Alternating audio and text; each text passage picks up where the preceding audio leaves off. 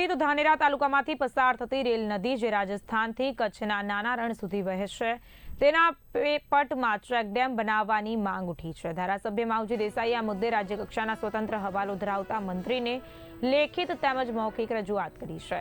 જો રેલ નદીના વિવિધ સ્થળોએ ચેકડેમ બનાવવામાં આવે તો ધાનેરા તાલુકાના અનેક ગામડાઓમાં પાણીનો તળ ઉપર આવી શકે છે, જેના કારણે ખેડૂતોને સિંચાઈ માટે પૂરતું પાણી ઉપલબ્ધ થશે।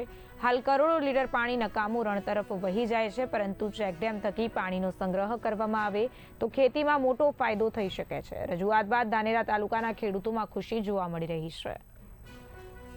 ધાનેરા તાલુકો એ ખેતી સાથે સંકળાયેલો તાલુકો છે અને ધાનેરા તાલુકામાં પાણીની ખૂબ વિકટ સમસ્યા છે। એના માટે ગુજરાત સરકારમાં માનનીય ધારાસભ્ય શ્રી માવજીભાઈ દેસાઈએ રજૂઆત લેખિત અને મૌખિક રજૂઆત કરી છે કે ધાનેરા ખાતે ચેકડેમ બનાવવામાં આવે, રેલ નદી ઉપર તેમજ અન્ય ચેકડેમ બનાવવામાં આવે, તેથી એ પાણી પણ અટકાય અને એ રાજસ્થાનથી જતું પાણી ધાનેરા થઈને જે કચ્છના રણમાં જાય એ અટકે। એના દ્વારા ખેડૂતોને મોટા પાયે ફાયદો થઈ શકે છે। એના દ્વારા ખેડૂતો પણ હજી જીવિત થઈ શકે છે અને પાણી પણ ઊંચું તળ આવી શકે છે।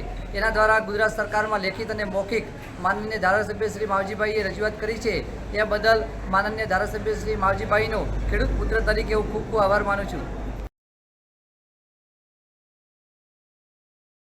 વાત કરવામાં આવે તો ધાનેરાની ધાનેરાના ધારાસભ્ય માવજીભાઈ દેસાઈજી વિધાનસભા આજે રજૂઆત કરવામાં આવી છે કે જે રેલ નદી રાજસ્થાન તરફથી આવી રહી છે, જે રાજસ્થાન તરફથી પાણી આવેલું જે આપણે રણ છે, કચ્છનું રણ, નાના રણમાં પાણી જાય છે, એના કારણે જે લાખો લીટર પાણીનો વેડફાટ થાય છે।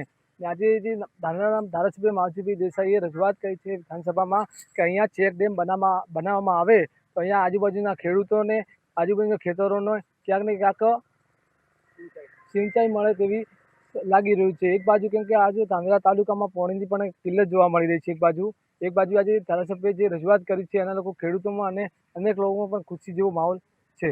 હિંમત મોદી, બુલેટિન ન્યૂઝ, બનાસકાંઠા।